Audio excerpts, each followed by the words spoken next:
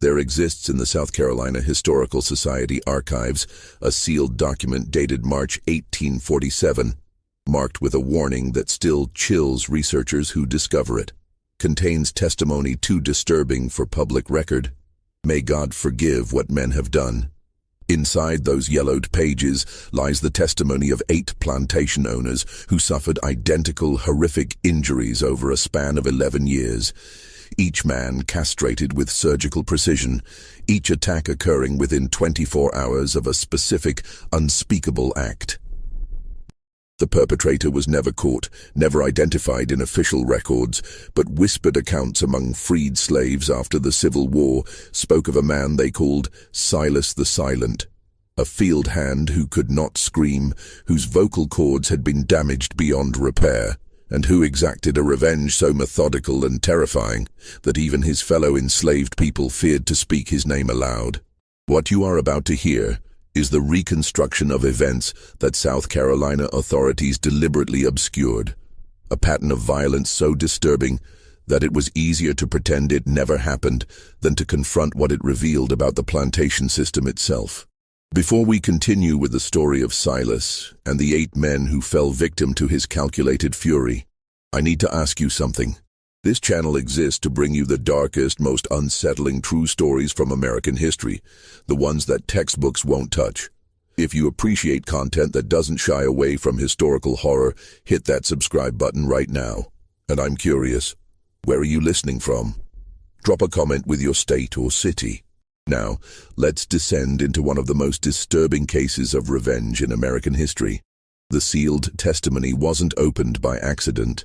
It was the persistence of a graduate student in 2003 that brought these events back to light, and what she found would haunt her research for years to come. The South Carolina Low Country in 1836 was a landscape of contradictions, breathtaking natural beauty concealing systematic human suffering. The region's rice plantations generated extraordinary wealth for a small class of white landowners, built entirely on the forced labor of thousands of enslaved African Americans who toiled in mosquito-infested fields where malaria and dysentery killed as readily as overwork. Charleston, 40 miles to the east, presented a facade of genteel Southern culture. Grand balls, literary societies, churches with soaring steeples, while the surrounding countryside operated as an interconnected network of labor camps where human beings were bought, sold, bred, and worked to death with impunity. The low-country plantation belt stretched along the coastal plain, where the intersection of tidal rivers and rich soil created ideal conditions for rice cultivation. But rice agriculture was punishing work. Enslaved workers stood knee-deep in water for hours, vulnerable to snakes, alligators, and disease, their hands torn bloody from the sharp-edged rice stalks. The heat in summer was suffocating, the air thick with humidity and insects. Winter brought cold rains that soaked through thin clothing. The enslaved population on these plantations significantly outnumbered their enslavers, sometimes by ratios of 20 or 30 to 1, which created a permanent atmosphere of fear among white plantation owners. This fear manifested in brutal discipline, complex systems of surveillance, and punishments designed not just to control, but to terrorize. Into this world, in approximately 1815, a child was born who would be given the name Silas. His mother, according to fragmentary records, was named Patience, a woman who worked in the fields of the Rutledge Plantation near Georgetown. His father's identity was never recorded, though plantation ledgers noted that Patience's child was mulatto, indicating a white father. This detail, seemingly minor, would prove significant. In the rigid caste system of plantation society, the children of enslaved mothers and white fathers occupied a peculiar position, legally enslaved through their mother's status, yet bearing the features of their oppressor fathers, which often marked them for special resentment or unwanted attention. Silas grew up in the quarters, the crowded wooden structures where enslaved families lived in conditions that barely qualified as shelter. The buildings leaked in rain, sweltered in summer, and provided little warmth in winter. Privacy was impossible. Families were separated on the whim of economic necessity, children sold away from parents, husbands from wives. The psychological toll of this instability was immeasurable, yet within these communities, people created networks of support, passed down African traditions mixed with Christian teachings, sang songs that encoded messages of resistance, and found ways to maintain their humanity in a system designed to deny it. By age 7, Silas was working in the fields. Plantation records from the Rutledge estate, preserved in the South Carolina Historical Society, list him in 1822 as field hand small tasks. By 10, he was doing full adult labor. Those who knew him in these years, according to later oral histories collected by the Works Progress Administration in the 1930s, remembered a quiet boy who learned quickly and seemed to observe everything with unusual intensity. One elderly, formerly enslaved person, interviewed in 1937, recalled, "My granddaddy told me about a boy named Silas who never spoke much, even as a little child. Had light skin and gray eyes that looked right through you. Said that boy saw things other children didn't see, remembered things it was safer to forget." The South Carolina Low Country had a reputation even among other slave states for exceptional brutality. The demographics, enslaved people outnumbering whites so dramatically, created paranoia among plantation owners, especially after the Denmark-Vesey conspiracy of 1822, when Charleston authorities uncovered an alleged plot for a massive slave uprising. Though the conspiracy's full extent remains debated by historians, the white response was unambiguous. 35 black men were hanged, and restrictions on enslaved people became even more severe. The patrol system intensified, with armed white men riding the roads at night, stopping any black person found without a written pass. Literacy among enslaved people was already illegal. Now, even religious gatherings without white supervision were banned. The message was clear. Resistance of any kind would be crushed with overwhelming violence. It was into this atmosphere of heightened repression and fear that Silas entered adolescence. He was 13 years old in 1828 when something happened that changed him forever. The exact details are unclear, lost to the deliberate silence that surrounded such events. But plantation records from the Rutledge estate show that in October of that year, Silas was treated by a doctor for severe throat injuries. The medical notation is clinical and brief. Slave boy, approximately 13 years, damage to larynx and vocal cords, cause undetermined. Recommended observation. A separate entry in the plantation ledger, in a different hand, notes, Silas unable to work, recovering from discipline incident. The word discipline covered multitudes of horrors on plantations, from whipping to branding to mutilation. From that point forward, Silas could not speak normally. According to accounts gathered decades later, he could make sounds, grunts, whispers, occasionally a strangled approximation of words, but his voice was destroyed. The damage was permanent. Whether this was the result of a beating, a deliberate punishment, or something else was never officially recorded. What is certain is that from age 13 onward, Silas the Silent, as he came to be known, moved through the plantation world as a presence both invisible and deeply unsettling. His inability to speak made him seem less threatening to some overseers, more disturbing to others. He was a ghost in plain sight, working without complaint, watching without comment. The Rutledge plantation, like others in the region, operated on a task system rather than gang labor.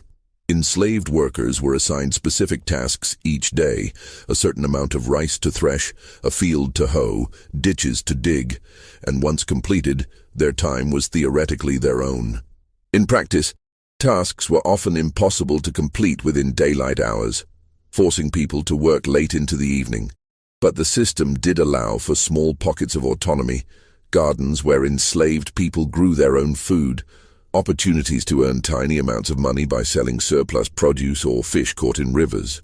These small freedoms were crucial for psychological survival, creating spaces where people could exercise choice, however limited. Silas, according to oral histories, used his evening hours differently than most. He watched. He listened. His silence made people forget he was there. And in that invisibility, he learned things. He learned the patterns of the overseers, which ones drank heavily, which ones disappeared into the quarters at night. He learned the schedules of the patrol riders, the gaps in their routes. He learned which plantation owners visited other plantations, and why. And he learned, though no one spoke of it openly, which men among the enslavers considered enslaved women and sometimes enslaved boys as sexual property, a right that came with ownership.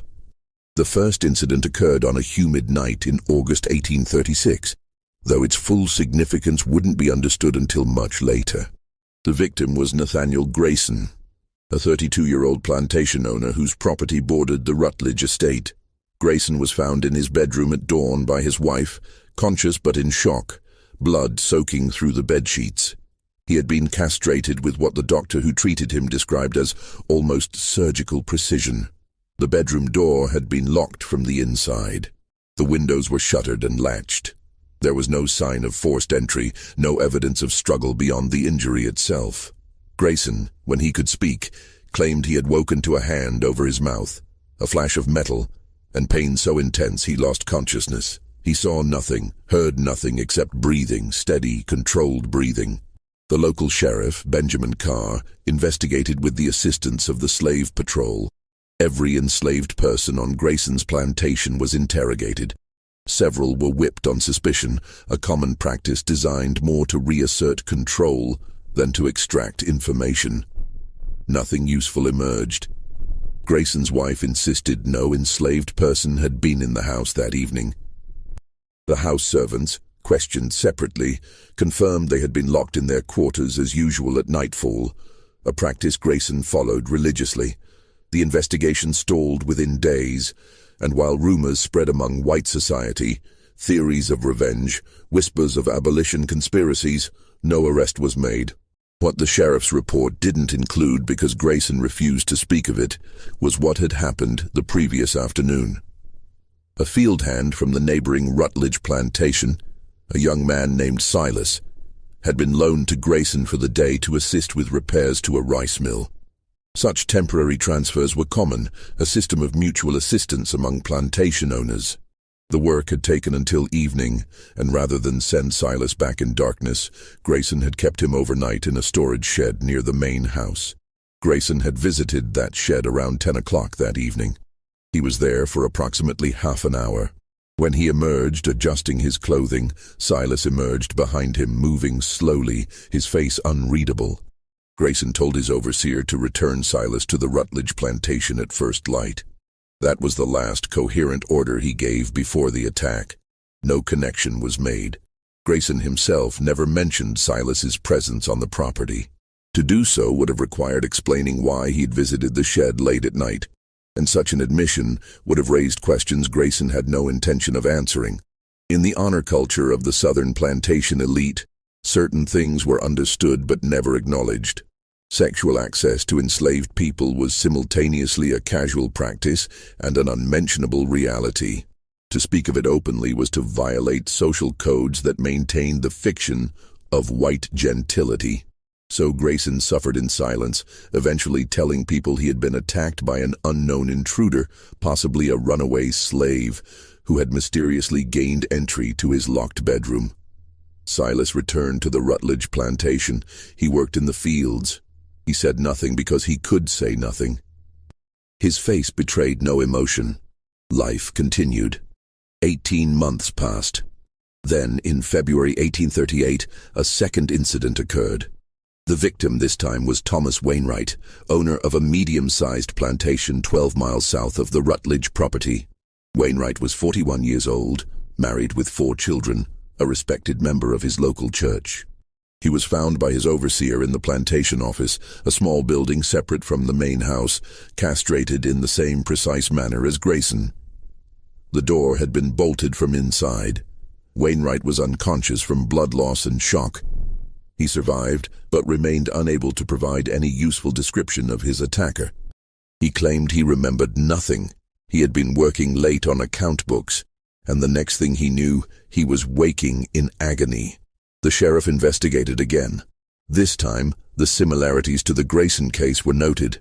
2 plantation owners, both attacked in locked rooms, both suffering identical injuries, both unable to identify their attacker. Theories proliferated. An organized slave rebellion, a campaign by abolitionists, a disturbed individual with a grudge against the planter class. The investigation again focused on enslaved people in the area, particularly those who had demonstrated any independence of spirit or intelligence that might suggest capacity for such a crime. Several men were arrested, interrogated harshly, and held for weeks before being released for lack of evidence. Once again, a critical detail went unreported. 2 days before the attack, Wainwright had traveled to Georgetown to conduct business. While there, he had negotiated the short-term rental of an enslaved worker skilled in carpentry. The Rutledge Plantation, looking to generate additional income, had begun renting out some of their more skilled enslaved workers to other plantation owners for temporary projects. Silas, despite his inability to speak, had learned carpentry skills and was considered a competent worker. He had been sent to Wainwright's plantation to repair damage to several outbuildings. The work took 3 days. Silas slept in a locked tool shed, ate meals brought to him by the plantation cook, and worked steadily from dawn to dusk. On the second evening, Wainwright visited the tool shed. He stayed for some time. When he left, Silas remained inside. The next day, Silas completed his work and returned to the Rutledge Plantation.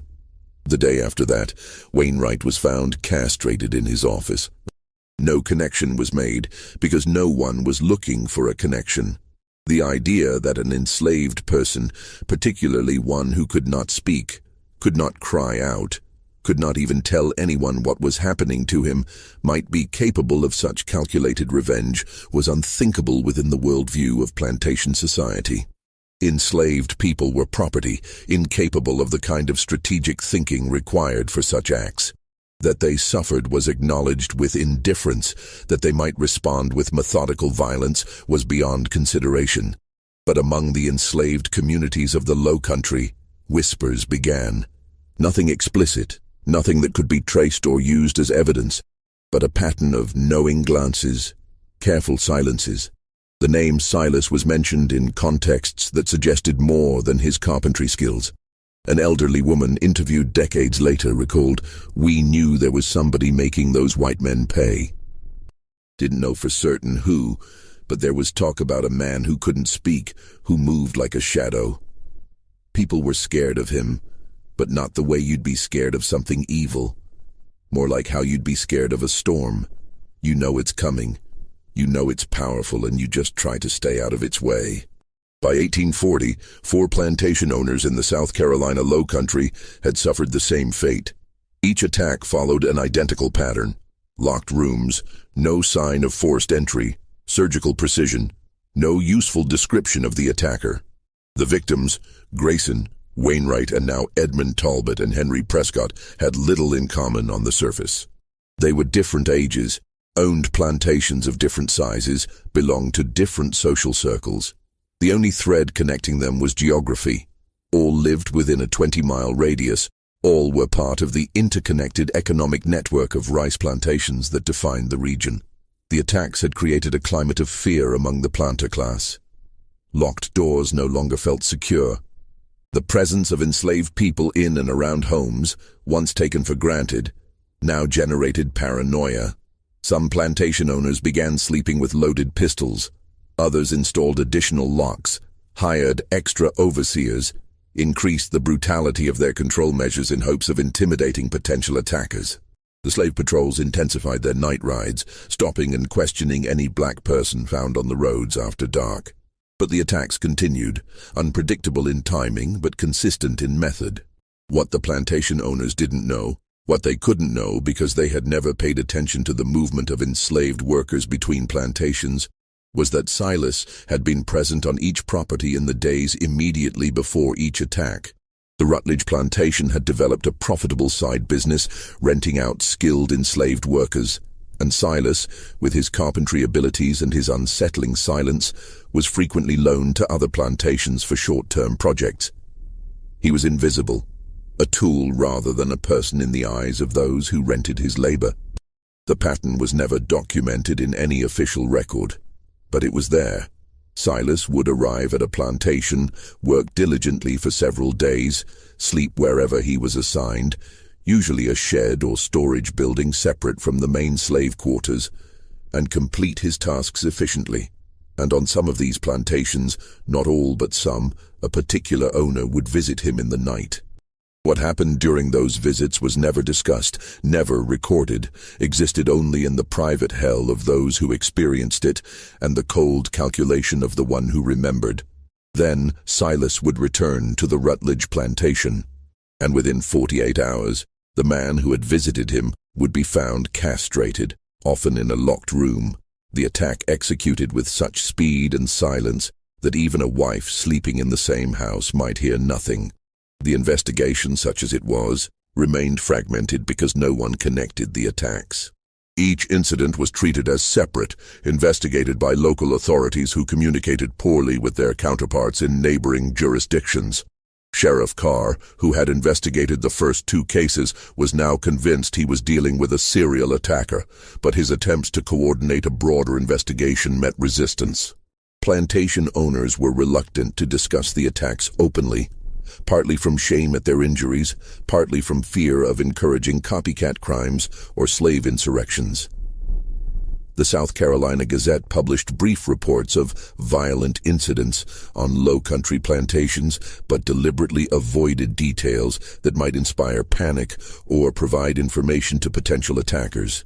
In the enslaved communities, a different kind of knowledge circulated. People knew that certain plantation owners were being targeted. They knew that whatever was happening, it was justice of a kind their legal system would never provide. Enslaved women, particularly those who had been repeatedly raped by white men, spoke in coded language about the Silent One who made men pay. But they also knew that openly celebrating or even acknowledging these attacks would bring collective punishment. After each incident, slave patrols would sweep through the area, interrogating people, destroying property, inflicting violence randomly to reassert control. So the knowledge remained underground, shared in whispers, never written down, never spoken where it might be overheard. Silas himself remained an enigma even to those who lived alongside him in the Rutledge quarters. He worked steadily, ate his rations, slept in his assigned space. He had no family on the plantation. His mother Patience had died of fever in 1830, and he had never known siblings. He formed no close friendships, participated minimally in the community life of the quarters. His silence was both explanation and barrier. How do you befriend someone who cannot speak, whose face shows no readable emotion, whose eyes seem to look through you rather than at you? An elderly man named Joshua, who had worked alongside Silas in the rice fields for years, told an interviewer in 1936, "Silas wasn't like other folks. Something happened to him when he was young, something that broke him inside even more than it broke his voice. He'd work all day in the heat, cutting rice until his hands bled, and he wouldn't make a sound. Overseers liked that at first, thought he was broken good, but there was something in his eyes that made smart people nervous. He was watching, always watching, like he was seeing things the rest of us couldn't see. And when he looked at certain white men, there was something in that look that made you think of deep water, the kind that drowns you slow." The Rutledge plantation owners, the family that legally owned Silas, never suspected him of anything. He was valuable property, a skilled worker who could be rented out for additional income, quiet and obedient. If anything, his inability to speak made him seem more trustworthy. He couldn't spread rumors, couldn't organize resistance, couldn't even cry out if something happened to him. He was, in their eyes, the ideal slave, productive, silent, and utterly controlled. But control was an illusion. Silas had learned, through years of observation and bitter experience, how plantation society functioned. He understood the rhythms of plantation life, the patterns of white movement and black restriction. He knew that enslaved people were expected to be in certain places at certain times. That deviation from routine invited suspicion and punishment. He knew that his silence, which made him vulnerable, also made him forgettable. Overseers would speak freely in his presence, discussing matters they would never mention around enslaved people they believed could gossip. White men would use him, and then dismiss him from their minds, confident that a mute slave posed no threat. They were catastrophically wrong. By 1842, the count had reached 6. 2 more plantation owners, Robert Finch and Charles Hammond, had joined the list of victims. The attacks were no longer isolated incidents that could be dismissed as random violence. The Charleston Mercury published an editorial calling for a coordinated investigation, suggesting that a disturbed individual or organization of malcontents was targeting the plantation class. Rewards were offered for information.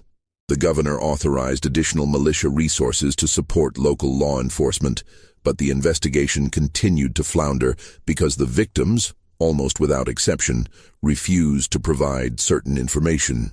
None would discuss their activities in the hours immediately before the attacks. None would acknowledge the presence of particular enslaved workers on their properties.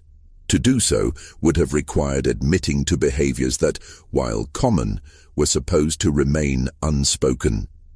The honor culture of the Southern elite valued reputation above almost all else. A man might rape enslaved women and boys with impunity, but to acknowledge such acts publicly was to lose standing in society. Better to suffer in silence than to admit the truth. This silence protected Silas more effectively than any deliberate plan. The pattern was there, waiting to be discovered, but no one with the authority to investigate was willing to look in the direction that would reveal it.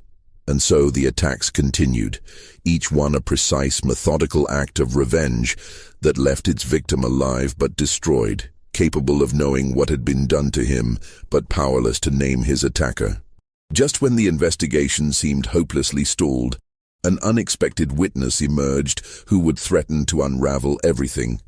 Her name was Dinah, a house servant on the Hammond plantation, and she had seen something the night Charles Hammond was attacked.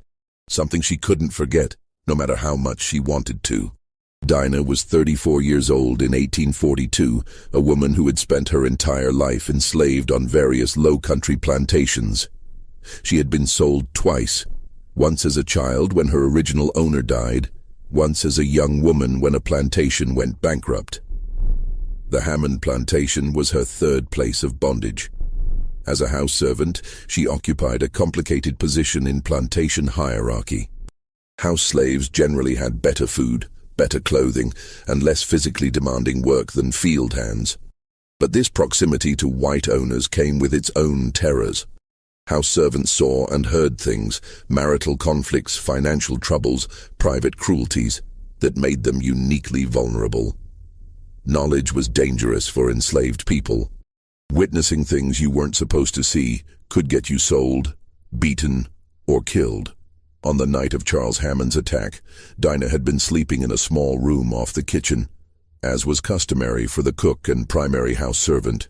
Around 2 a.m, she woke to use the chamber pot and heard something, a sound so faint she almost convinced herself she'd imagined it. It was a footstep on the stairs leading to the 2nd floor where the family bedrooms were located. The staircase was old, and certain steps creaked predictably.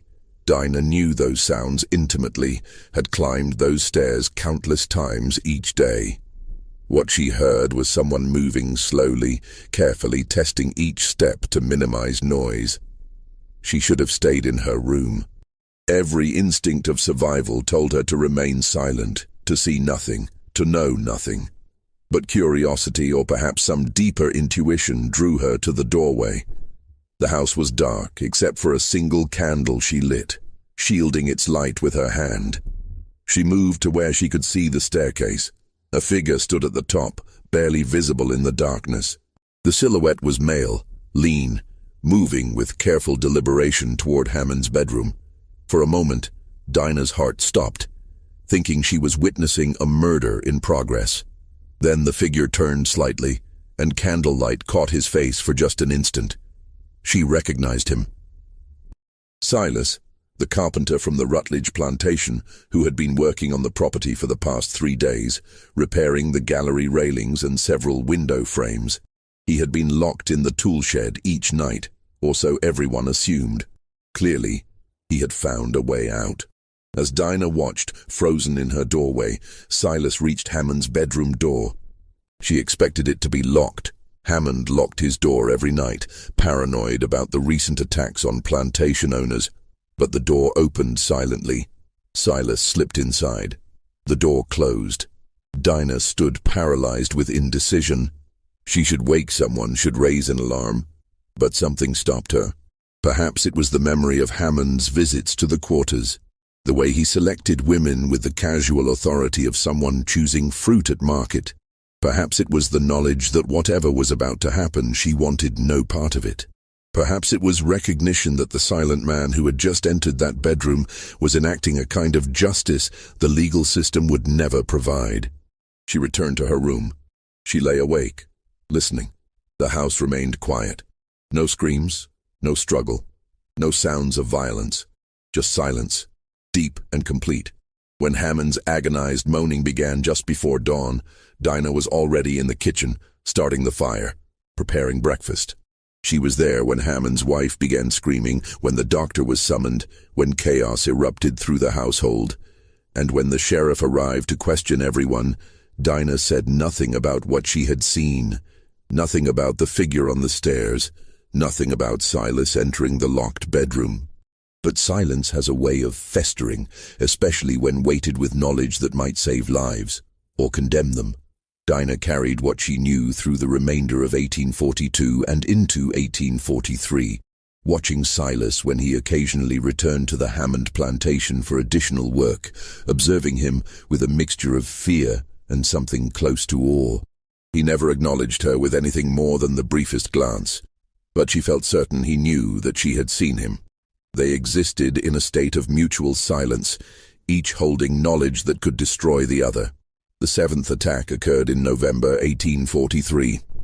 The victim was Daniel Merrick, a particularly brutal plantation owner whose cruelty was notorious even by the standards of the region. Merrick owned a large plantation near the Waccamaw River, more than 40 slaves working rice fields that generated substantial profits. He was known for creative punishments, thumbscrews, the stocks, brutal whippings for minor infractions. He was also known for his appetites, which extended to both enslaved women and younger men. The enslaved community on his plantation lived in constant terror. Silas had been sent to Merrick's plantation in early November to construct a new storage building for rice harvesting equipment. The project required 10 days of work. Silas slept in a locked corn crib, took his meals away from the other enslaved people, and worked with mechanical efficiency. On the 3rd night of his stay, Merrick visited the corn crib. What happened during that visit was known only to 2 people. But 9 days later, when Silas had completed his work and returned to the Rutledge plantation, Merrick was found by his overseer in the plantation office, castrated with the now familiar precision.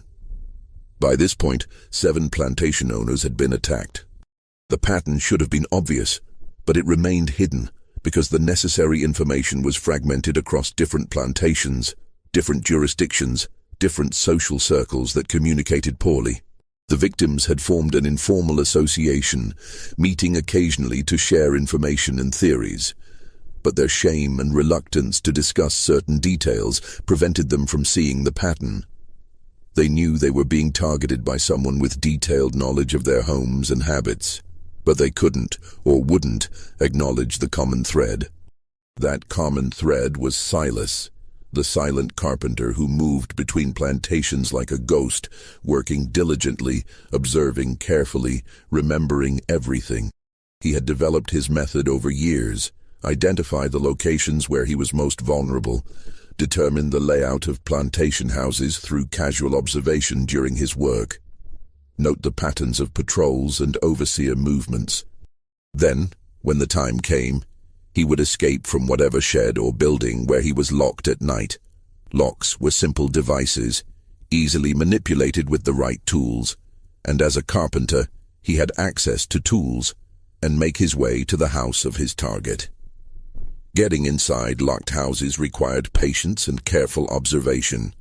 During his days working on a property, Silas would note which windows had loose frames, which doors had inadequate locks, where keys were kept.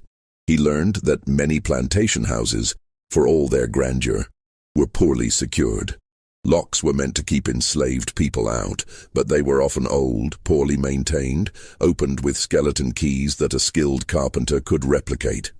Windows could be shimmed open from outside if you knew which ones had loose fittings. Once inside, Silas moved with the confidence of someone who had studied his terrain. He knew where floorboards creaked, which rooms were occupied, where servants slept, and he knew his targets would be alone. Or if with wives, those wives would be heavy sleepers, often aided by the laudanum that many wealthy women of the era used regularly. He would enter the bedroom silently, approach the sleeping man, and in one swift motion place a cloth soaked in chloroform, stolen from plantation medical supplies during his daytime work, over his victim's face. The man would struggle briefly, then lose consciousness. Silas would work quickly then, using surgical tools he had carefully acquired and hidden. The castration was performed with precision that suggested medical knowledge, though where Silas had learned such skills remained mysterious. Within minutes, he would be gone, slipping back out of the house the way he had entered, returning to his locked shed to wait out the remaining hours before dawn. The chloroform explained why victims remembered so little. The surgical precision explained why most survived. Silas had no interest in murder, which would bring far more intense investigation. His revenge was specific: to take from these men what they had taken from him and others, to inflict a permanent reminder of their crimes, to transform sexual predators into damaged, broken creatures who would never assault anyone again. But Dinah's knowledge remained a ticking bomb. In early 1844, she made a decision that would change everything. She approached Reverend Thomas Clayton, a Presbyterian minister who served several low-country plantation churches and had a reputation as a reformer who occasionally, very carefully, spoke about the moral problems of slavery. Dinah requested a private conversation, an unusual request from an enslaved person to a white minister. Clayton, intrigued and somewhat suspicious, agreed to meet her in the Hammond Plantation chapel. What Dinah told him that afternoon in February 1844 was fragmentary and careful. She didn't identify Silas by name initially, but she described seeing a man in the Hammond house the night of the attack, a man who shouldn't have been there. She described his silence, his careful movement, the way he had entered a locked room. She told Clayton she believed this same man was responsible for the other attacks, that he moved between plantations, that he was exacting revenge for something terrible. She didn't explicitly say what that something was. To do so would require acknowledging the systematic sexual violence that pervaded the plantation system, and such acknowledgement could get her killed. But she hinted, and Clayton, who was more perceptive than many of his peers, understood. Clayton faced an impossible choice. If he reported what Dinah had told him to the authorities, she would certainly be punished, possibly killed for not coming forward immediately. The perpetrator would likely be caught and executed, but Clayton had enough moral imagination to understand that what he was dealing with wasn't simple criminality, it was revenge for sustained, systematic abuse. He asked Dinah why she was telling him this now, months after witnessing the attack. Her answer was simple: because there's going to be more. I can see it in him when he passes through, and maybe if somebody knows, if somebody understands what's really happening, something can change.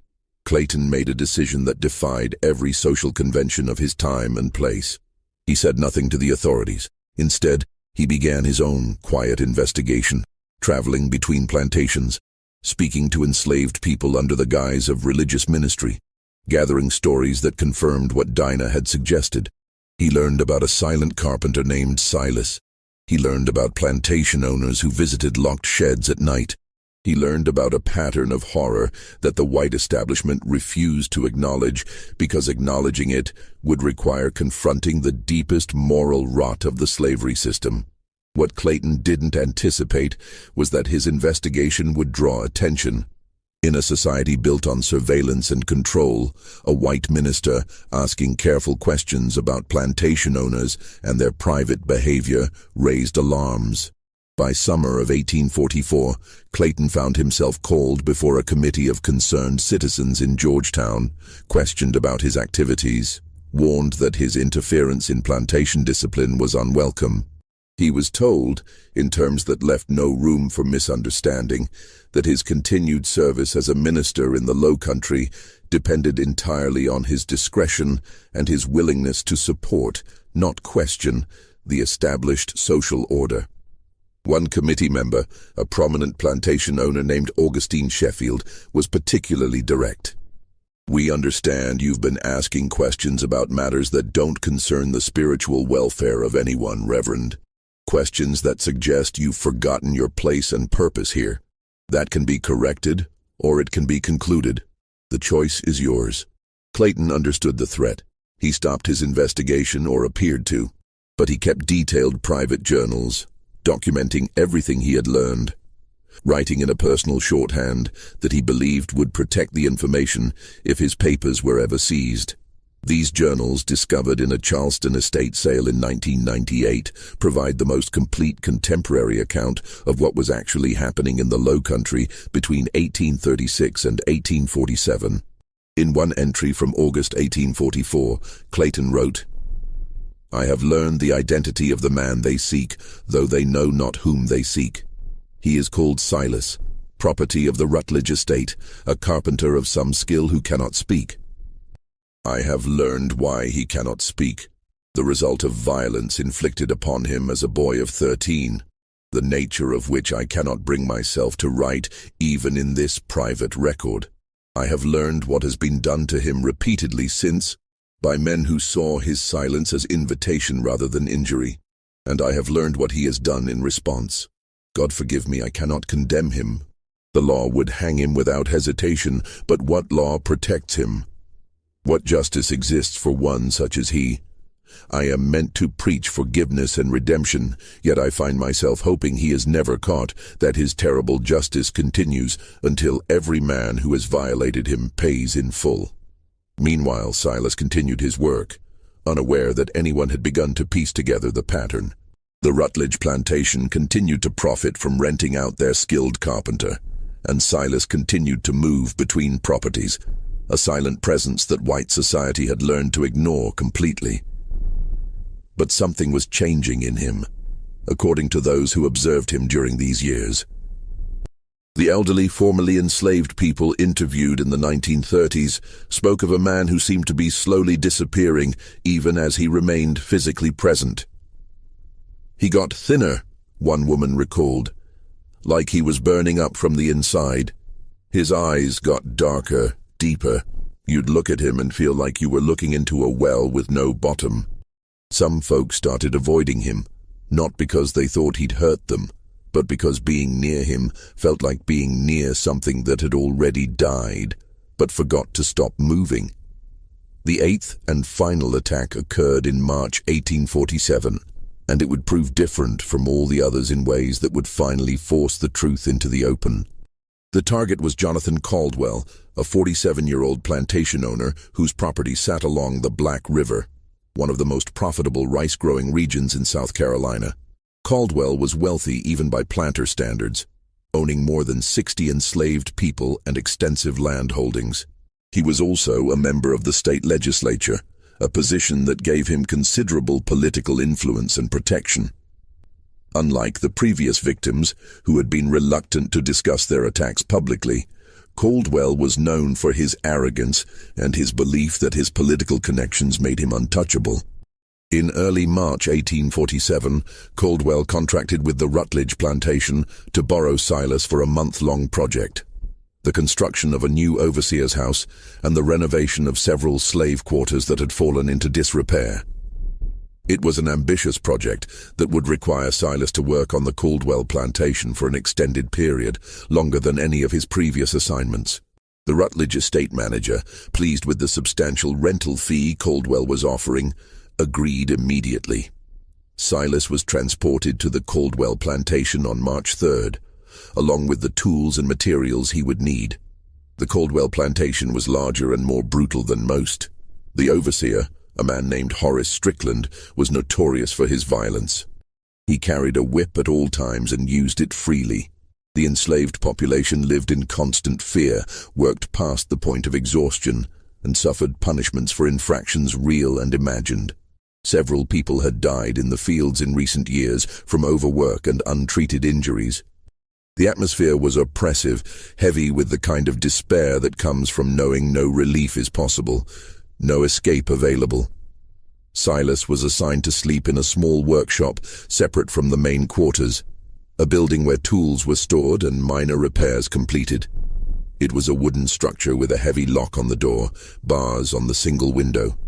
Strickland made a point of locking Silas in each night personally, checking the lock twice, warning him that any attempt to escape would result in a whipping that would leave him unable to work for weeks. Silas showed no reaction to these threats, simply nodded his understanding and went about his work during the day with the same mechanical efficiency he brought to every project. But Caldwell had noticed Silas almost immediately, and his attention carried a quality that anyone familiar with plantation dynamics would recognize. On the second evening of Silas's stay, Caldwell visited the workshop after dark. He stayed for more than an hour. When he left, his clothing was disheveled, his face flushed. Silas remained inside, standing motionless near the workbench, his face unreadable in the dim light of a single candle. The pattern repeated itself over the following weeks. Caldwell would visit the workshop 2 or 3 times each week, always after dark, always staying for extended periods. The other enslaved people on the plantation noticed, as they noticed everything, but said nothing. Speaking about such things was suicidal. Strickland the overseer also noticed, but his response was to ensure Silas remained locked in securely, not to protect Silas but to protect Caldwell's privacy, and to ensure this valuable rented property didn't escape before completing the work that Caldwell had paid for. What none of them knew was that Silas had been planning something different this time. The extended duration of the project, the isolation of the workshop, the regularity of Caldwell's visits, all of it created an opportunity that hadn't existed with previous targets. Silas had been patient for 11 years, striking and disappearing, never caught, never even suspected. But something had shifted in him during those years. The careful calculation that had characterized his earlier attacks was giving way to something darker, more desperate. He was 32 years old, had lived half his life as a mute instrument of other people's desires and his own revenge, and he was tired in a way that went beyond physical exhaustion. On the night of March 24th, Caldwell made his usual visit to the workshop. But this time, Silas didn't wait for him to leave. This time, he didn't plan to slip out later, to enter a locked house while everyone slept, to complete his work in silence and disappear before dawn.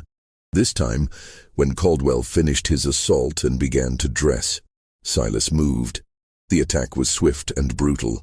Silas had a carpenter's hammer hidden beneath his sleeping pallet, and he used it to strike Caldwell across the back of the head, hard enough to stun, but not kill.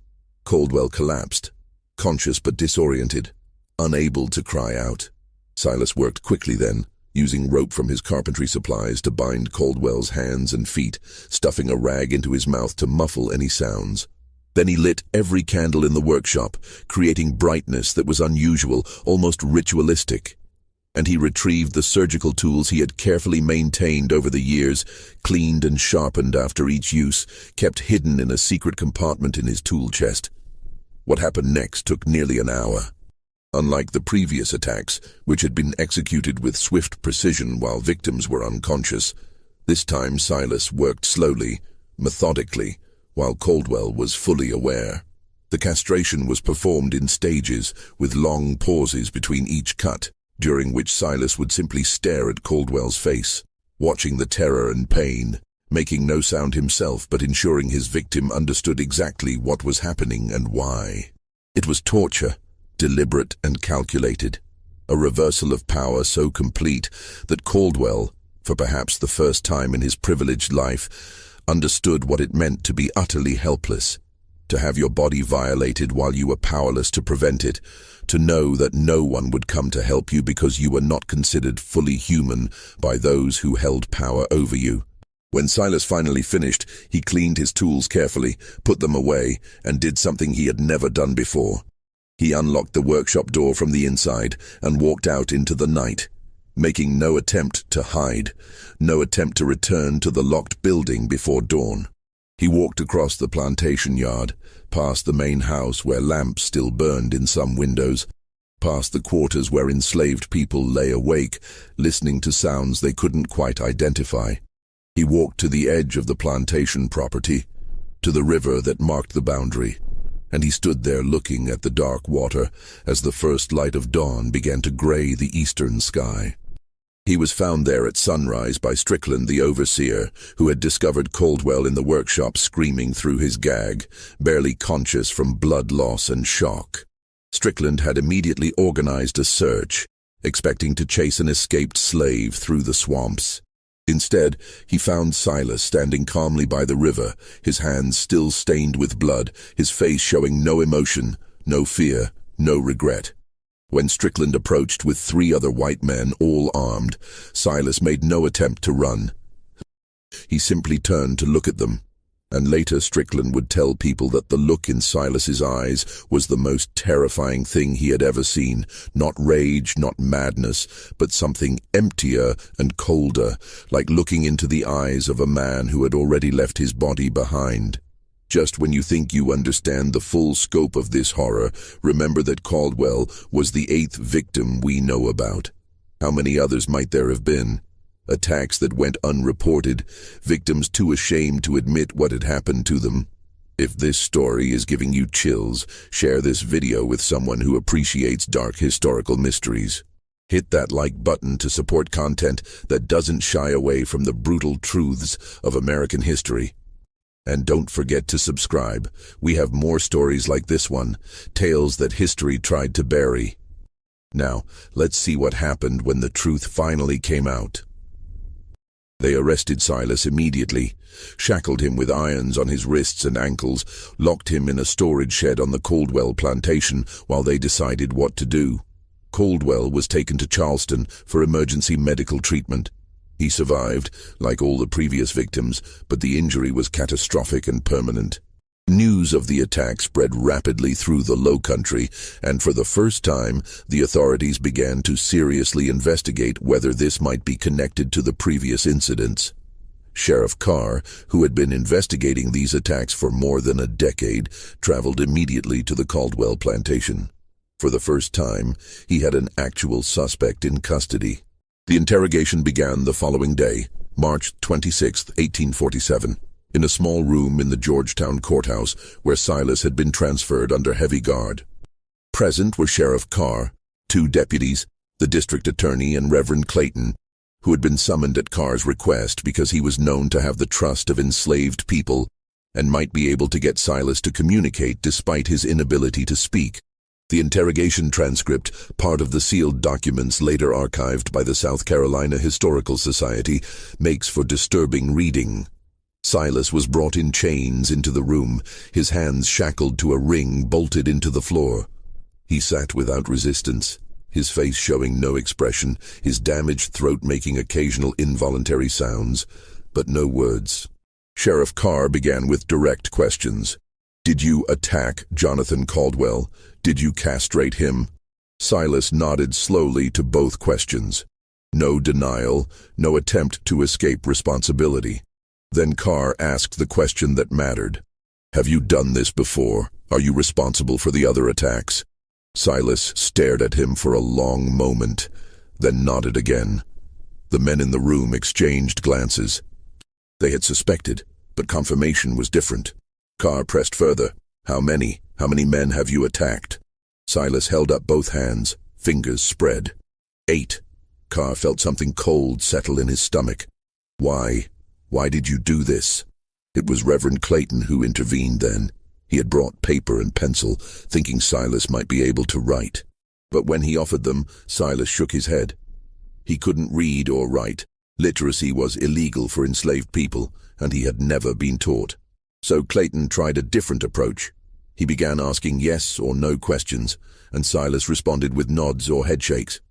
The conversation that followed, reconstructed from Clayton's journal and the official transcript, revealed the pattern that had been there all along, hidden by shame and silence. "Did these men hurt you?"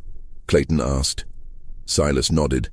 "Did they force themselves upon you?" Silas's nod was slower this time, but definite. "All 8 of them?" Nod. "Did this happen to you when you were young, when your voice was damaged?" Nod. "And it continued to happen whenever you were sent to work on other plantations?" Nod. Clayton turned to look at Sheriff Carr. "Sheriff, I believe we need to investigate the circumstances under which these attacks occurred. I believe this man has been subjected to systematic sexual violence for nearly 20 years, and what he did was retaliation." The room fell silent. The district attorney, a man named Harrison Felder, finally spoke. "That's not a defense under law, Reverend. Slaves have no legal right to retaliate against their masters for any reason. Even if what you suggest is true, and I'm not conceding that it is, it doesn't matter.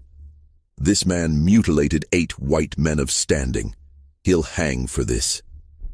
But Carr was looking at Silas with an expression that suggested he was finally understanding something he had been deliberately avoiding for years. "The pattern," he said slowly. "He was present on every property shortly before each attack. We could have found this connection years ago if we'd been looking at the movement of rented slaves, but we didn't look because we didn't want to see what we'd find." He turned to Felder. "If we put him on trial, if this becomes public, every detail will come out. Why he was sent to these plantations, what happened to him while he was there, why 8 respectable plantation owners all had this silent slave in their possession right before they were attacked. Do you want those details in the public record?" Felder understood immediately. A public trial would require testimony about what the victims had done to Silas, would require acknowledging the systematic sexual violence that pervaded the plantation system. It would be humiliating for the victims, disruptive to the social order, potentially inspiring other enslaved people to acts of resistance. Better to handle this quietly, to avoid the publicity that would come from a trial. "What are you suggesting?" Felder asked carefully. "I'm suggesting," Carr said, "that we document what we need to document, that we close these cases as solved, and that we handle the punishment without a public spectacle that serves no one's interests." What followed was a bureaucratic exercise in concealment. The official record would show that Silas, property of the Rutledge plantation, had confessed to 8 counts of assault on plantation owners between 1836 and 1847. The motive would be listed as unknown or general rebellious disposition. The specific details of what had been done to Silas, what had motivated his attacks, would not be included in any official document. The victims would not be required to testify about their private activities. The pattern would be noted but not explained. And Silas would be executed, quietly and without public announcement, to avoid creating a martyr or inspiring copycat attacks. But Reverend Clayton refused to let it rest there. In the days between Silas's interrogation and his scheduled execution, Clayton visited him twice in his cell, bringing paper and pencil even though Silas couldn't write. Sitting with him in silence, trying to offer some form of spiritual comfort to a man who had lived through horrors Clayton could barely comprehend. During the second visit, Clayton asked Silas if there was anything he wanted people to know, anything he wanted Clayton to record for history. Silas stared at him for a long moment, then reached for the pencil Clayton had brought. His hand was shaking, but he managed to draw something, not words but images. A boy's face with his mouth open, screaming. A hand covering that mouth. Darkness. Then 8 crosses, scratched heavily into the paper. Then nothing more. Clayton understood. The 8 crosses represented Silas's victims, but they also represented something else. 8 times that Silas had taken back some measure of power had made his attackers feel a fraction of what he had felt. It wasn't justice in any legal sense, but it was the only justice Silas had ever been able to claim. Clayton carefully preserved the drawing in his journal, where it remains to this day, a stark visual testimony to violence that official records tried to erase. The execution was scheduled for April 15, 1847, to be carried out at dawn in the Georgetown Courthouse Square. But 2 days before the scheduled date, something unexpected happened. Silas was found dead in his cell.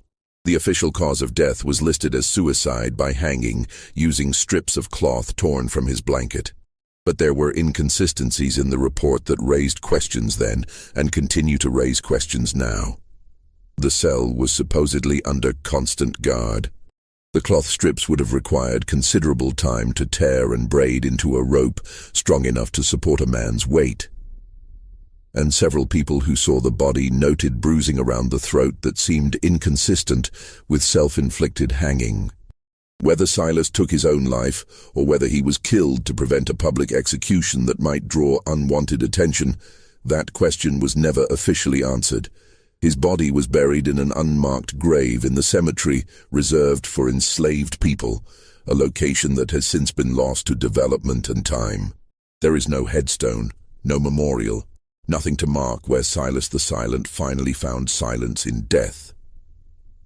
The 8 plantation owners who survived Silas's attacks lived with their injuries and their shame for the rest of their lives.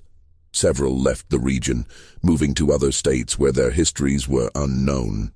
Others remained but became reclusive, their damaged bodies constant reminders of what they had done and what had been done to them in return. Jonathan Caldwell resigned from the state legislature shortly after his recovery, citing health reasons. He sold his plantation in 1849 and moved to Virginia, where he died in 1856, leaving behind no public record of what had happened to him.